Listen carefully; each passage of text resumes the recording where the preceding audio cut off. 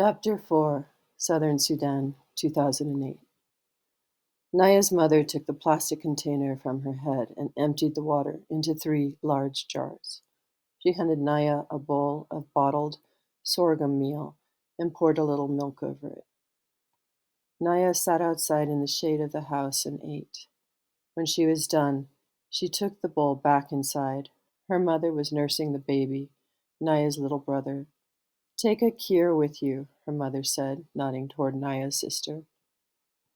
Glancing at her younger sister, Naya did not say what she was thinking, that Akir, who was only 5 years old, was too small and walked too slowly. "She needs to learn," her mother said. Naya nodded. She picked up the plastic container and took Akir by the hand. Home for just long enough to eat, Naya would now make her second trip to the pond. To the pond and back, to the pond and back, nearly a full day of walking altogether. This was Naya's daily routine, 7 months of the year. Daily, every single day. Southern Sudan, 1985. Salva held his breath as he scanned the faces one by one. Then the air left his lungs and seemed to take all hope with it. Strangers, no one from his family. The old woman came up behind him and greeted the group. "Where are you going?" she asked. A few of the people exchanged uneasy glances. There was no reply.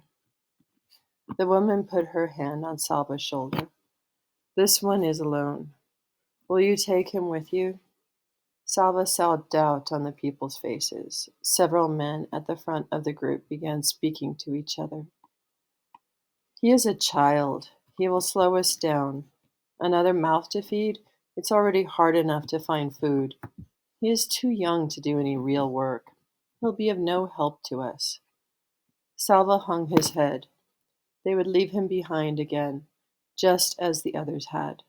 Then a woman in the group reached out and touched the arm of one of the men. She said nothing, but looked first at the man and then at Salva. The man nodded and turned to the group.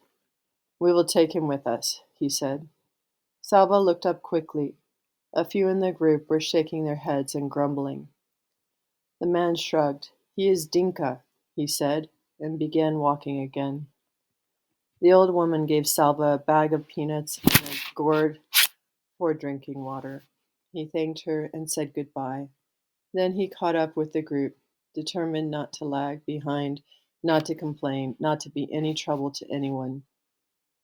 He did not even ask where they were going, for fear that his questions would be unwelcome. He knew only that they were Dinka, and they were trying to stay away from the war. He had to be content with that. The days became a never-ending walk. Salva's feet kept time with the thoughts in his head, the same words over and over. "Where is my family? Where is my family?" Every day he woke and walked with the group, rested at midday, and walked again until dark. They slept in the ground. They slept on the ground. The terrain changed from scrub to woodland.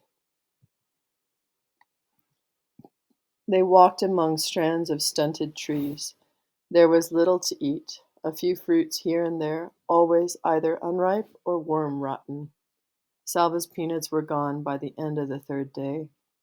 After about a week, they were joined by more people, another group of Dinka and several members of a tribe called the Jur Chol, men and women, boys and girls, old and young, walking to nowhere. Salva had never been so hungry. He stumbled along somehow, moving one foot ahead of the other, not noticing the ground he walked on, or the forest around him, or the light in the sky. Nothing was real except his hunger, once a hollow in his stomach, but now a deep, buzzing pain in every part of him. Usually, he walked among the Dinka, but today, shuffling along in a daze, he found he had fallen a little behind. Walking next to him was a young man from the Jur Chol. Salva didn't know much about him, except that his name was Buksa. As they walked along, Buksa slowed down. Salva wondered sluggishly if they shouldn't try to keep up a bit better. Just then Buxa stopped walking. Salva stopped too, but he was weak and hungry to ask why they were standing still. But he was too weak and hungry to ask why they were standing still. Buxa cocked his head and furrowed his brow, listening. They stood motionless for several moments. Salva could hear the noise and the rest of the group ahead of them, a few faint voices, birds calling somewhere in the trees. He strained his ears. What was it? Jet planes, bombs?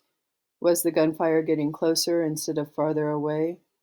Salva's fear began to grow until it was even stronger than his hunger. Then, ah, a slow smile spread over Buxa's face. There, you hear? Salva frowned and shook his head. Yes, there it is again. Come. Buxa began walking very quickly. Salva struggled to keep up. Twice Buxa paused to listen, then kept going even faster. What? Salva started to ask. Buxa stopped abruptly in front of a very large tree. Yes, he said. Now go to call the others. By now Salva had caught the feeling of excitement. But what shall I tell them? The bird, the one I was listening to. He led me right here. Buxa's smile was even bigger now. You see that? He pointed up at the branches of the tree. Beehive, a fine, large one. Salva hurried off to call the rest of the group. He had heard of this, that the Jurchol could follow the call of the bird called the honey guide, but he had never seen it done before. Honey! This night they would